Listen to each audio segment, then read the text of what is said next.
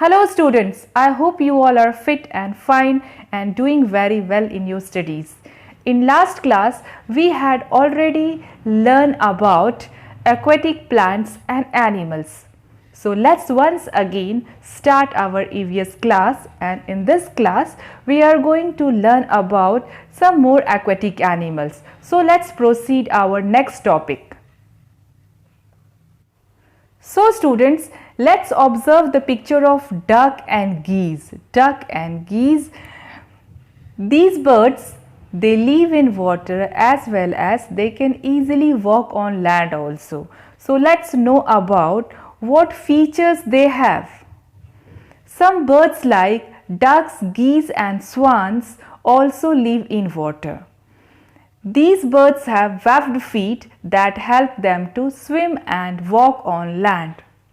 So it's very simple. ये जो birds हैं, ducks, geese और swans, they live in water. यानी ये पानी में रहने के साथ साथ they can easily walk on land also. It means that they can live on land also. And for that they have webbed feet. इनके feet कैसे होते हैं? इनके feet webbed होते हैं. So webbed feet means webbed feet or toes have a piece of skin between the toes. So, because of that webbed feet, these birds, they can easily swim in water as well as they can easily walk on land also. Now, these birds, they have waterproof feathers, and that waterproof feathers prevent them from getting wet. तो आपको पता ही है कि जो birds की body होती है वो फेदर से कवर होती है. फेदर का मतलब पंख होता है. तो ये जो बर्ड्स हैं इनके फेदर वाटरप्रूफ होते हैं, जिसकी वजह से ये बर्ड्स भीगते नहीं हैं, पानी में इजीली स्विम करते हैं और ये बिल्कुल गीले नहीं होते हैं, क्योंकि इनके जो फेदर्स होते हैं वो कैसे होते हैं? वाटरप्रूफ. तो waterproof feathers prevent them from getting wet. They have lungs to breathe. तो लंग्स हमारा रेस्पिरेटरी ऑर्गन है, मैंने पहले भी ये आप लोगों को पढ़ाया है. तो इन बर्ड्स के पास क्या होता है? लंग्स होते हैं. So they just breathe by the help of their lungs. So I hope the feature of these birds which live in water as well as on land is clear to you. So students, apart from these, mammals like dolphins and whales also live in water. So birds के अलावा mammals जैसे कि dolphin और whales, they also live in water. अब mammals का मतलब क्या होता है? So students, आप ध्यान से सुनिए. Mammals are warm blooded animal. यानी जो मैमल्स होते हैं उनका ब्लड कैसा होता है? वार्म होता है, गर्म होता है. So mammals are warm blooded animal. All mammals have hair on their bodies. They give birth babies and feed their young ones with milk, and their brains are more developed as compare to other animals. तो जिन animals के feature ऐसे होते हैं उनको हम mammals कहते हैं. तो अब तो आप जान गए कि मैमल वार्म ब्लडेड होते हैं, इनकी बॉडी हेयर से कवर होती है, and they have ability to give birth babies and they secrete milk to feed their babies. So dolphins and whales, they are mammal and they also live in water. They do not have gills like fishes to breathe. Instead, they have a blowhole located near the top of their head. Okay, so dolphins and whales, they do not have gills like fishes. जैसे हमने fishes के बारे में पढ़ा था और देखा था कि fishes के पास gills होता है. Gills are respiratory organ for fishes, and by the help of gills, fishes breathe. लेकिन dolphins और whales, they are mammals, so that's why they do not have gills like fishes. अब gills के बदले dolphins और जो Wales होती हैं उनके पास ब्लो होल होता है. अब ब्लो होल क्या है? So blow hole is a nostril. So students, apart from these, mammals like dolphins and whales also live in water.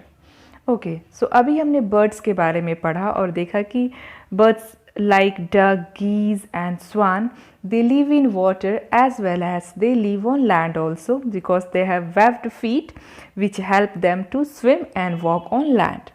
So just like these birds, mammals like dolphins and whales, they also live in water. So mammals like dolphin and whales, they live in water. It means that they are only aquatic animal. They cannot walk on land, just like these birds, duck, geese and swan. So what is the meaning of mammals? So mammals are warm-blooded animals. जो mammals होते हैं वो warm-blooded animals होते हैं, यानी इनका खून गर्म होता है. So mammals are warm-blooded animals. All mammals have hair on their body and they give birth babies and feed their young ones with milk. And students, their brains are more developed as compared to other animals. तो mammals वो animals होते हैं which have ability to give birth babies and they feed their babies because they secrete milk. Now they do not have gills like fish to breathe. Instead, they have a blowhole located near the top of their head. So students, अब हमने fishes के बारे में भी पढ़ा था कि fishes they have gills and they can breathe by the help of their gills. But in case of dolphins and whales, they do not have gills. Instead of that, they have blowholes. And blowholes located near the top of their head. तो जैसे fishes के पास gills होता है, dolphins और Wales के पास gills नहीं होता, उनके पास ब्लो होल होता है. तो ये ब्लो होल्स से डॉल्फिन और वेल ये they just take fresh air, और ये ब्लो होल्स इनके हेड के ऊपर लोकेटेड होता है. When they need to breathe they come to the water surface and breathe through their blow holes. तो जब भी डॉल्फिन और वेल्स इन्हें फ्रेश एयर की ज़रूरत होती है या इन्हें सांस लेना होता है तो ये वाटर के सरफेस पे आते हैं, यानी वाटर के ऊपर सरफेस पे आते हैं, and by the help of their blow holes they breathe. So students, it means that whales and dolphins are mammal and they breathe air into their lungs just like we do. तो हमारे पास जैसे lungs हैं, जैसे हमारा respiratory organ lungs है, उसी तरह से वेल्स और डॉल्फिन्स के पास भी लंग्स होते हैं. They can not breathe under water like fishes can as they do not have gills. So students, ये तो पहले ही हम बात कर चुके हैं कि फिशेस की तरह इनके पास गिल्स नहीं होता है. So that's why they have what? They have blow holes. So they breathe through nostrils called a blowhole located right on top of their head. तो स्टूडेंट, अब तो ये क्लियर हो गया, आपको समझ में भी आ गया कि blowhole it is just like nostril. So जैसे कि हमारे nostrils होते हैं, तो बिल्कुल whales और dolphins के भी nostrils होते हैं जिन्हें हम blowhole कहते हैं, and this blowhole is located on the top of their head. तो उनके सर के ऊपर, डॉल्फिन्स और वेल्स के सर के ऊपर ब्लो होल लोकेटेड होता है जिसके हेल्प से वो सांस लेते हैं. So I hope about whales and dolphins you understand very well. So students, let's see the picture of dolphin. This is the picture of dolphin, and dolphin breathe through nostrils called a blowhole located right on top of their heads. So students, let's see the picture. This is the picture of life cycle of mosquito. So we will discuss about the life cycle of mosquito. Before that, let's learn about mosquitoes and malaria. तो mosquito और malaria के बारे में आप लोगों ने सुना होगा. मलेरिया एक बहुत ही डेंजरस डिजीज़ है जो फीमेल मॉस्किटो के काटने से होता है. So let's talk about mosquitoes and malaria. Mosquitoes are very small insect. They fly with the help of their wings. तो मॉस्किटोज़ बहुत ही छोटे स्मॉल इंसेक्ट होते हैं, and they have wings. By the help of their wings they fly. Female mosquitoes are parasitic in nature. Female mosquito जो होती हैं इनका नेचर पैरासिटिक होता है। अब पैरासिटिक होता है, it means that they are parasites. Female mosquitoes are parasites. Why they are parasites? Because they derive their nutrition from other organism. तो पैरासाइट का मतलब ये हुआ कि अ प्लांट और an animal organism that lives in और on another organism. तो parasites का मतलब ये होता है कि ऐसे ऑर्गेनिज्म को हम पैरासाइट कहते हैं जो अपना फूड या न्यूट्रिशन किसी दूसरे ऑर्गेनिज्म से डिराइव करते हैं, किसी दूसरे ऑर्गेनिज्म की बॉडी से डिराइव करते हैं। तो ऐसे ऑर्गेनिज्म को हम पैरासिटिक ऑर्गेनिज्म कहते हैं। तो फीमेल मॉस्किटोज़ का नेचर भी पैरासिटिक होता है क्योंकि दे फीड ऑन ह्यूमन ब्लड। मतलब ये हुआ कि वो अपना न्यूट्रिशन, अपना फूड किसी और ऑर्गेनिज्म की बॉडी से डिराइव करती है। तो वो मॉस्किटोज़ का फूड क्या है? They suck blood. So they feed on the blood of human in order to nourish their eggs. तो मॉस्किटोज़ जो ब्लड हमारी बॉडी से सक करती है उसका वो यूज़ कहाँ पे करती है? तो उसका यूज़ वो अपने एग को नरिश करने के लिए करती है, यानी अपने एग को न्यूट्रिशन प्रोवाइड करने के लिए वो ह्यूमन ब्लड का यूज़ करती है। So that's why female mosquitoes they suck blood from human body. The female mosquitoes lay eggs in stagnant water. So stagnant water in ponds, water coolers, water tanks, etc. तो female mosquitoes egg ले कहाँ पे करती है? तो ये egg ऐसे जगह पे ले करती है जहाँ पे पानी इकट्ठा होता है। तो स्टैगनेंट वाटर का मतलब होता है ऐसा वाटर जिस वाटर में बिल्कुल फ्लो नहीं है, जो पानी रुका हुआ है, जिसमें कोई फ्लो नहीं है। तो पॉन्ड्स हो गया या फिर वाटर कूलर्स हो गए, वाटर टैंक्स हो गए। तो ये ऐसा इनमें जो वाटर होता है वाटर कूलर में या पॉन्ड में, तो इन वाटर में फ़्लो नहीं होता है, ये स्टैगनेंट वाटर होता है, ये इकट्ठा पानी होता है। और इसी में मॉस्किटोज़ क्या करती हैं? एग्स को ले करती हैं, यानी अंडे देती हैं। The larva that comes out of the eggs of mosquitoes spend their life in water. अच्छा, तो मॉस्किटोज़ अपने एग्स स्टैगनेंट वाटर में देती हैं। अब एग से क्या तैयार होता है? एग से लार्वा तैयार होता है, यानी from egg larva comes out and that larva it's spend their life in water. तो जो लार्वा होता है अपना पूरा लाइफ वाटर में ही स्पेंड करता है। They develop into pupa which further develop into adult mosquitoes. So students, just look at the life cycle of mosquito. You see that mosquitoes, they lay eggs in stagnant water, and after that from eggs larva develop. So larva is generally a worm-like creature that emerges from the egg, and this is the first life stage. And after that from larva pupa comes out. So that larva it develop into pupa, and that pupa is further develop into adult mosquito. तो पहले mosquitoes ने egg ले किए, egg से larva तैयार हुआ, larva से pupa, और प्यूपा से फिर pupa convert into adult mosquito. So this is the life cycle of a mosquito. Okay students, so life cycle of mosquito is clear to you. So mosquitoes bite can spread disease like malaria and dengue, etc.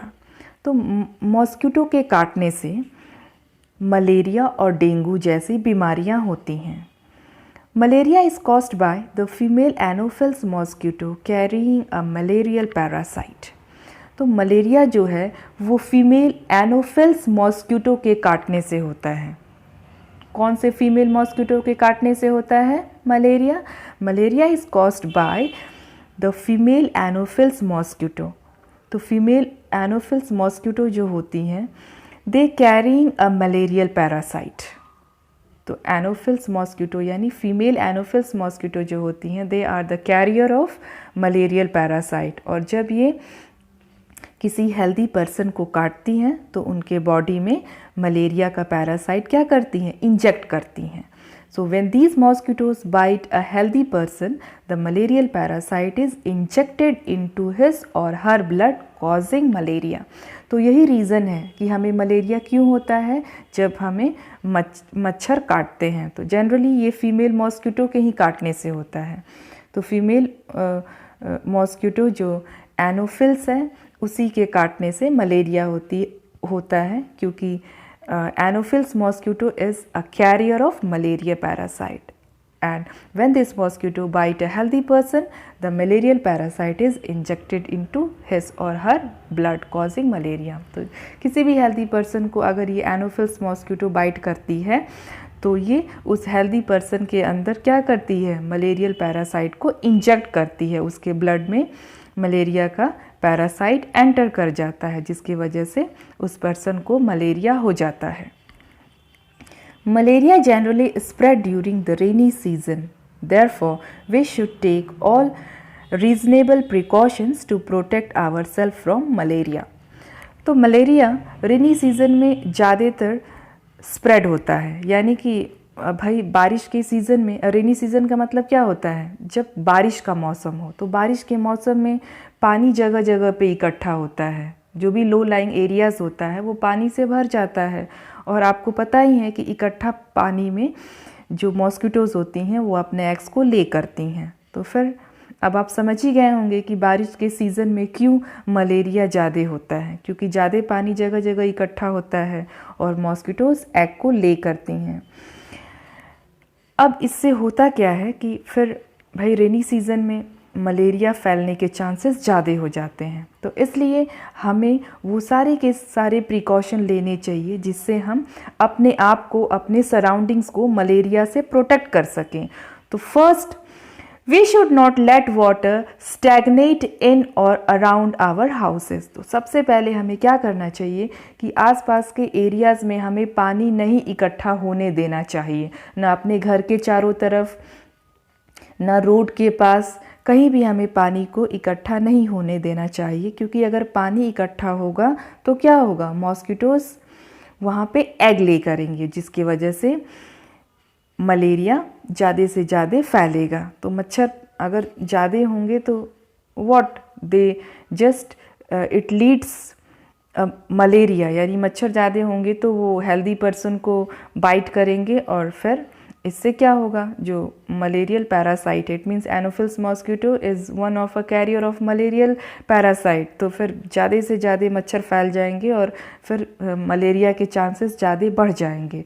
So that's why we should not let water stagnate in और around our house. तो हमें water को इकट्ठा नहीं होने देना चाहिए। ध्यान रहे, स्टैगनेट का मतलब होता है इकट्ठा, तो water, we should not allow water to stagnate in और around our house.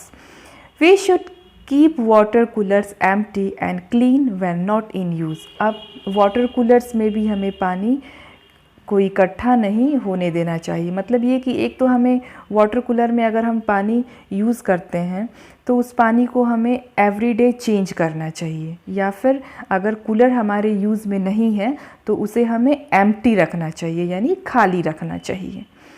We should use mosquitoes repellent और mosquito nets at night. So nowadays in market number of mosquito repellents are available. So student, we should use that one, because by using mosquito repellents we can keep ourselves safe from malaria. तो हम mosquito repellents use कर सकते हैं, या फिर रात को सोते समय हम मॉस्किटो नेट्स, जिसे आप मच्छरदानी कहते हैं, तो आप रात में सोते समय मॉस्किटो नेट का भी यूज़ कर सकते हैं और मॉस्किटो रिपेलेंट्स का भी यूज़ कर सकते हैं। So these are the precautions, by adopting these precautions we can keep ourselves as well as our surroundings free from malaria. So students, we have already completed chapter number 11. So I hope chapter is clear to you. Now students, we have two more precautions by which we can keep ourselves free from mosquito as well as our surroundings also. So what are that another two ways by which we can keep ourselves free from mosquito? That are, we should use wire mesh on windows and doors. तो what is the meaning of wire mesh? Wire mesh मतलब होता है जाली. So net fitted inside door, that we call wire mesh. So we should use wire mesh on windows and doors. तो हम अपने doors पे और विंडोज़ पे जालियों का यूज़ कर सकते हैं या जालियाँ लगवा सकते हैं. तो इससे क्या होगा कि मॉस्किटोज़ जो है वो हमारे घर के अंदर एंटर नहीं कर पाएंगे and we just become safe from mosquitoes. So we should use wire mesh on windows and doors. Because of that mosquitoes will not capable to enter inside our house and we just become safe from mosquitoes. We should always keep the dustbin covered. So हम अपने घर पे dustbin use करते हैं ताकि हम चीज़ों को प्रॉपरली डिस्पोज कर सकें. So we should always keep our dustbin covered. By this way also we can prevent our house and ourselves from mosquitoes. So these two precautions are very important and we have to adopt these two precautions to keep ourselves and our surrounding free from mosquito. So that's all for today. So students, let's solve the book exercises. State whether the following statements are true or false. Fish breathe through gills. Yes, it is true. Ducks have a streamlined body. It is false. Aquatic birds have waterproof feather. It is true. Dolphins breathe through blowhole. True.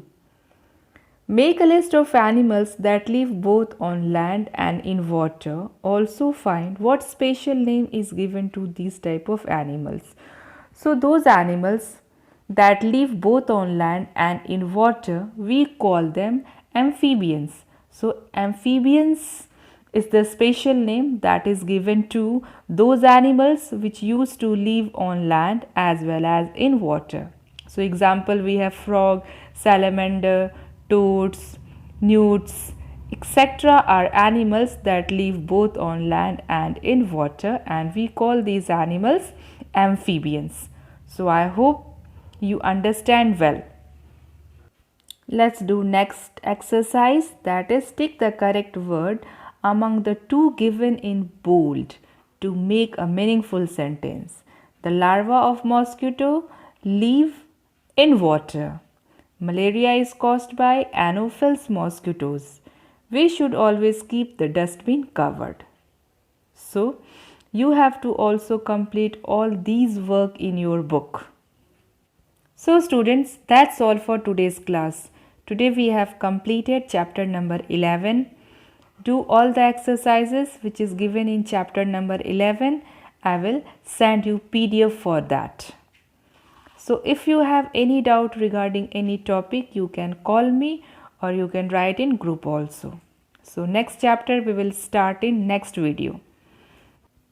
Thanks for watching this video.